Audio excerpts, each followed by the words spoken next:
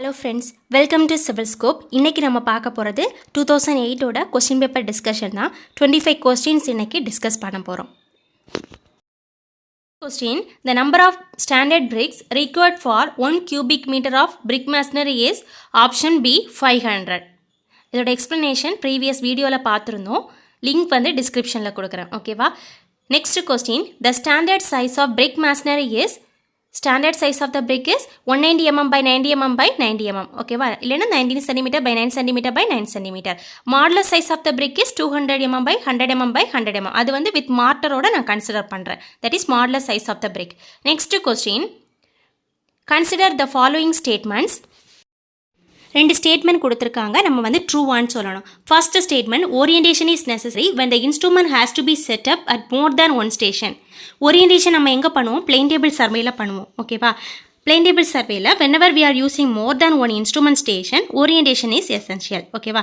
more than one நிறைய instrument station நம்ம use பண்ணோம்னா ஓரியன்டேஷன் கண்டிப்பாக தேவை. அங்கே வந்து ரெண்டு மெத்தட் யூஸ் பண்ணுவோம். ட்ரஃப் காம்பஸ் யூஸ் பண்ணி ஓரியன்டேஷன் பண்ணுவோம், இன்னொன்று பேக் சைட்டிங் பண்ணுவோம். ஓகேவா? அதான் கொடுத்துருக்காங்க. If it is not oriented, a different meridian will be used at each of the successive station. அப்போது ரெண்டுமே கரெக்ட் தான். Option C is the right answer. Both A and R R true and R is the correct explanation of A. Next question: an undertaking by a party, firm or person to do any work under terms and condition is called contract. ஒரு company இல்லைன்னா ஒரு person வந்து ஒரு ஒர்க்கை ஒரு terms and condition படி எடுத்து பண்ணுறதை வந்து கான்ட்ராக்ட்னு சொல்கிறோம். ஓகேவா? டெண்டர்னா என்னென்னா, it is an invitation from the owner to the contractor to execute some work at specified cost in specified time. Owner வந்து கான்ட்ராக்டருக்கு ஒரு ஒர்க்கை ஒரு பர்டிகுலர் டைம்குள்ளே ஒரு ஸ்பெசிஃபைட் காஸ்ட்டில் வந்து பண்ணுறதுக்காக டேர்ம்ஸ் அண்ட் கண்டிஷன் படி கொடுக்குறது தான் என்ன சொல்கிறேன்னா டெண்டர்னு சொல்கிறேன். அரேஞ்சிங் கான்ட்ராக்ட்னா, contract for a work is arrange by inviting sealed tenders by issuing tender notice. Next question: The PWD maintain the books of schedule of rates and road metal rate book. ரெண்டு புக்கையுமே தான் use பண்ணுறாங்க. So option D is the right answer. Both A and B. Various items of ஒர்க்கோட ரேட்டை வந்து compare பண்ணுவாங்க. ஓகேவா? It is the list of rate of various items of work maintain by engineering department under the name of schedule of rate book and road metal rate book. It is maintained by PWD. Next question: Original estimate has to be revised under the circumstances. Original estimate நம்ம எப்போ revise பண்ணுவோம்? when original cost is likely to exceed by more than 5%. 5% விட exceed ஆகும்போதும், when expenditure is likely to exceed the amount of administrative sanction by more than 10%. இதுவும் true தான். when there is a deviation from the original proposal. ஏதாவது deviation இருந்தாலும் நம்ம original எஸ்டிமேட்டை revise பண்ணுவோம். ஓகேவா? Option D is the right answer. All of this. Next question: The stress at which the extension of a material takes place more quickly as compared to the increase in load is called option B yielding point. Yielding point ங்கிறது என்னதுன்னா, it is the point on the stress strain curve that indicate the limit of elastic behavior and the beginning of plastic behavior. அந்த yield பாயிண்ட்டுக்கு அப்புறமா material வந்து பிளாஸ்டிக்காக behave பண்ணுது. அந்த பாயிண்ட்டுக்கு முன்னால் வரைக்கும் என்னதுன்னா எலாஸ்டிக்காக பிஹேவ் பண்ணியிருக்கு. That is below the yield point the material will deform elastically and it will return to its original shape when the applied stress is removed. Apply பண்ண லோடை ரிமூவ் பண்ணாதான் அதோட ஒரிஜினல் ஷேப்புக்கு வந்து திரும்புது. ஓகேவா? Next question: consider the following statement கொடுத்து அதோட reason கொடுத்துருக்காங்க. நம்ம ட்ரூவான்னு ஃபைண்ட் அவுட் பண்ணணும். ஓகேவா? For the same shear force the maximum shear stress develop in circular section is lesser than the rectangular section. இது ஷியர் ஸ்ட்ரெஸ் டிஸ்ட்ரிபியூஷன் நம்ம find out பண்ணும்போது தெரியும். ரீசன் பாருங்கள், circular section is stronger in shear. இப்போ நம்ம find out பண்ணலாம். Rectangular section and circular section ரெண்டு செக்ஷனோட shear stress maximum shear ஸ்ட்ரெஸ்ஸை நான் ஃபைண்ட் அவுட் பண்ணுறேன்.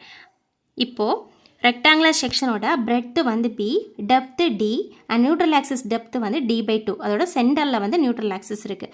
ஓகேவா? இப்போ இதோட ஷியர் ஸ்ட்ரெஸ் டிஸ்ட்ரிபியூஷனை நான் ட்ரா பண்ணுறேன். இன் பேரபோலிக் கர்வாக இருக்குது. ஓகேவா? அதாவது அதோட எண்ட் பாயிண்டில் shear stress at the end ரெண்டு எண்ட் பாயிண்ட்லேயும் வந்து அதோட ஷியர் ஸ்ட்ரெஸோட வேல்யூ என்னென்னா 0வாக இருக்கும். ஓகேவா? மேக்ஸிமம் ஷியர் ஸ்ட்ரெஸ் எங்கே அக்யூர் ஆகுதுன்னா நியூட்ரல் ஆக்சிஸில் தான் அக்யூர் ஆகுது. ஓகேவா? அப்போ அந்த நியூட்ரல் ஆக்சிஸில் அக்யூர் ஆகிற ஷியர் ஸ்ட்ரெஸ்ஸை நான் ஃபைண்ட் அவுட் பண்ணுறேன். That is tau max or Q மேக்ஸ்னு சொல்லலாம். ஓகேவா?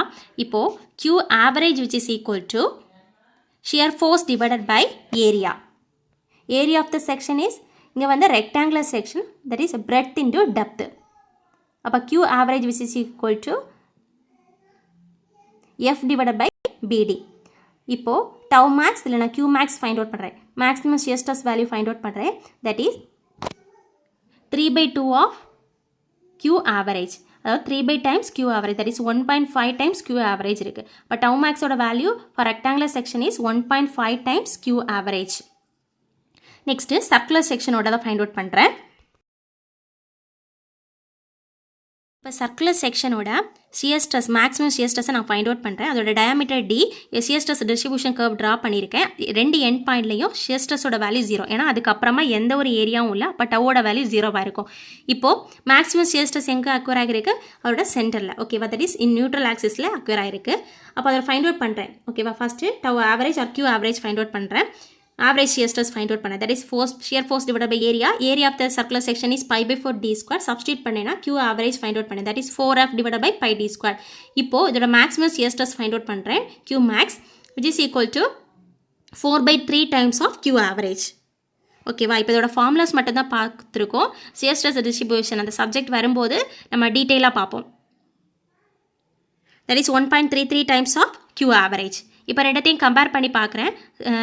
ரெக்டாங்குலர் செக்ஷனோட மேக்ஸிமம் shear stress எவ்வளோ, 1.5 times Q average. இங்கே பாருங்கள் 1.33 times Q average. அப்போ இதோடது அதிகம் ரெக்டாங்குலர் செக்ஷன். அப்போ ஃபஸ்ட்டு ஸ்டேட்மெண்ட் வந்து கரெக்டு. ஸ்டேட்மெண்ட் என்ன கொடுத்துருந்தாங்க, சர்க்குலர் செக்ஷன் இஸ் ஸ்ட்ராங்கர் இன் ஷியர்னு கொடுத்துருக்காங்க. ஓகேவா, இந்த ஸ்டேட்மெண்ட் வந்து ட்ரூவான்னு பார்த்துடலாம். இப்போ இதுலேருந்தே நான் வந்து ஷியர் ஃபோர்ஸோட வேல்யூ ஃபைண்ட் அவுட் பண்ணுறேன். F equal to Q average into A. ஓகேவா, Q average என்னது, ரெக்டாங்குலர் செக்ஷனுக்கு 2/3 கொடுத்துருக்காங்க. நம்மளுக்கு இந்த பக்கம் போகும்போது அப்போ 2/3 ஆஃப் Q maxனு வரும். இங்கே வந்து 3/4 ஆஃப் Q average. அப்போ இங்கே வந்து ஷியர் ஃபோர்ஸ், ரெக்டாங்குலர் செக்ஷனுக்கு ஷியர் ஃபோர்ஸோட வேல்யூ 0.6 Q max, இங்கே வந்து 0.7 Q max. இப்போ இதோட ஷியர் ஃபோர்ஸ் அதிகமாக இருக்குது சர்க்குலர் செக்ஷனோட. அப்போ இந்த ஸ்டேட்மெண்ட் ட்ரூ தான். ஆப்ஷன் டி போத் A and R are true. Next question, loaded member and maximum deflection கொடுத்துருக்காங்க. எது வந்து கரெக்ட் மேட்ச்னு நம்ம ஃபைண்ட் அவுட் பண்ணணும். ஓகேவா, ஃபஸ்ட்டு மெம்பர் பார்த்தீங்கன்னா fixed beam with uniformly distributed load கொடுத்துருக்காங்க. இதோட மேக்ஸிமம் டிஃப்ளெக்ஷன் ஒய் மேக்ஸோட வேல்யூ என்னென்னா WL/4 divided by 384 EI. ஓகேவா, எங்கே அக்யூர் ஆகும், அட் த சென்டரில். ஒய் மேக்ஸோட value WL/4 divided by 384 EI. அங்கே கொடுத்துருக்க வேல்யூ வந்து ராங்காக இருக்குது. அப்போ இது கரெக்டான மேட்ச்சில். நெக்ஸ்ட்டு பாருங்கள், cantilever beam with concentrated load at end point. இதோட மேக்ஸிமம் டிஃப்ளெக்ஷன் எண்ட் பாயிண்டில் அக்யூர் ஆகும். Y max equal to WL cube divided by 3A. அப்போ இதோட இதுதான் கரெக்ட் மேட்ச். ஓகேவா, option B is the right answer. Next section பாருங்கள், simply supported beam with concentrated load at centre point. Here the Y max value is WL cube divided by 48A. ஓகேவா, next simply supported beam with uniformly distributed load. ஓகேவா, அதோட Y maxோட value என்னென்னா 5WL/4 divided by 384A. இதோட values எல்லாம் தெரிஞ்சுக்கோங்க, கொஸ்டின்ஸில் வரலாம். Next question, the failure of the ductile material is best explained by option C is the right answer, distortion energy criterion. Okay va, in ductile material the failure is due to strain. Next question, which of the following method of structural analysis is a force method? Option C is the right answer, column analogy method. Okay va, force method ங்கிறது என்னதுன்னா for analyzing the statically indeterminate beam analyse பண்ணுறதுக்கு தான் நம்ம force மெத்தட்னு சொல்கிறோம். இங்கே வந்து option C is the right answer, column analogy method is the force method. Consider the following statement. First statement, for short column the failure is due to yielding. Next statement, for short column the failure is due to instability. Next one பாருங்க, for short column the failure is due to yielding and instability. Next one, due to neither yielding nor instability. Short காலமில் என்ன எதனால failure நடக்குதுன்னா க்ரஷிங்னால. Long காலத்தில் வந்து buckling ஃபெயிலியரில் வந்து instability ஃபெயிலியர்னு சொல்லலாம். ஓகேவா, இங்கே வந்து ஷார்ட் காலம் பற்றி தான் கொடுத்துருக்காங்க. ஷார்ட் காலம் க்ரஷிங்னால ஃபெயிலியர் ஆகுது, தட் இஸ் yieldingனால. So option A is the right answer. For short column the failure is due to yielding. Next question, beam composed of more than one material rigidly connected together so as to behave as a one piece are known as composite beams. Option D is the right answer. Next question, the section modulus of a rectangular beam section of width B and depth D is given by. Rectangular section oda section modulus என்னன்னு கேட்டிருக்காங்க. Z equal to I by Y, that is I equal to the rectangular section oda moment of inertia I equal to BD cube divided by 12. இப்போ substitute பண்ணேனா BD cube divided by 12 divided by Y ஓட value D by 2. ஓகேவா, அப்போ இசரோட value என்னது, BD square divided by 6. Option D is the right answer.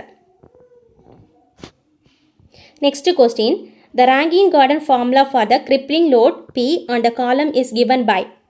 Option A is the right answer. That is FCA divided by 1 plus A into L square divided by R square.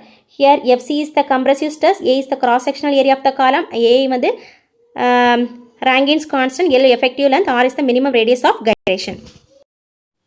Eccentrically loaded column are generally subjected to. Eccentrically loaded column என்னது காலமோட neutral ஆக்சிஸ்லேருந்து some டிஸ்டன்ஸில் load வந்து act ஆகுது. அப்போனால என்ன ஆகும், bending stress கண்டிப்பாக க்ரியேட் ஆகிருக்கும். ஃபோர்ஸ் இன்டு டிஸ்டன்ஸ்னால bending stress and direct stress. ஓகேவா, இது வந்து compressive member, so axial compression. ஓகேவா, option C is the right answer. Next question, the deflection of a beam may be reduced by. பீமில் deflection நம்ம எப்படி reduce பண்ணலாம், அதோட டெப்த்தை வந்து நான் இன்க்ரீஸ் பண்ணலாம், ஸ்பேனை வந்து நான் கம்மி பண்ணலாம், அதே மாதிரி எண்டில் வந்து ரெஸ்ட்ரெயின்ஸ் கொடுத்தேன்னா அதோட டிஃப்ளெக்ஷனை நான் வந்து கண்ட்ரோல் பண்ணிக்கலாம். இங்கே வந்து option C is the right answer. மீதி எதுவுமே வந்து எல்லாமே ராங் ஆன்சர். ஆப்ஷன் சி வந்து right answer. Next question, the water content of fully saturated clay soil depend on the void ratio. ஆப்ஷன் பி இஸ் த ரைட் ஆன்சர். Next question, a well-graded sandy soil containing clay is represented by the symbol as per IS classification. Well-graded sand நான் எப்படி mention பண்ணுவேன்னா SW. ஓகேவா, இப்போது well-graded sand containing clay கொடுத்துருக்காங்க. அப்போ clay is sand. Option A is the right answer, SC. இப்போ well-graded gravelன்னு எப்படி mention பண்ணுவேன், GW. அதே இது containing clayனா GS. இங்கே வந்து well-graded sandy soil containing clay. அப்போ option A is the right answer, SC. Relative density of sand indicate option B, looseness of sand. Relative density எதுக்கு பண்ணுவோம், coarse grain soil வந்து டென்ஸாக இருக்கா இல்லைனா லூஸாக இருக்கான்னு ஃபைண்ட் அவுட் பண்ணுறதுக்கு பண்ணுவோம். So option B is the right answer. ஓகேவா, looseness of sand. Next question, the permeability of the soil is given by directly proportional to the square of the average grain size. Option C is the right answer. ஓகேவா, K which is directly proportional to D10 square. D10ங்கிறது minimum die of the soil. ஓகேவா, that is effective size of the soil தான் நம்ம D10 consider பண்ணுவோம். The permeability of the soil is given by option C, directly proportional to the square of the average grain size. Next question, flow net is used to find out the quantity of seepage.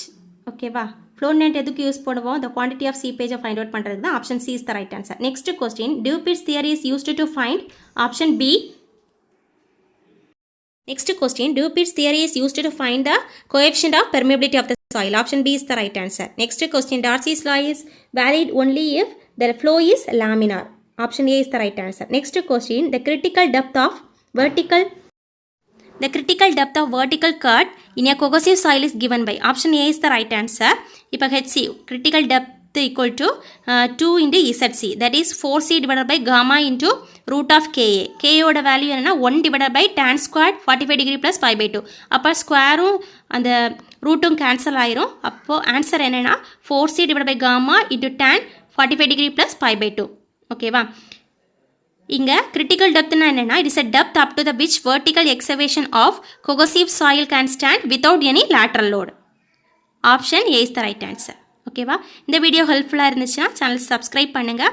இன்னும் நிறைய நம்ம question discussion எல்லாமே பண்ண போகிறோம்.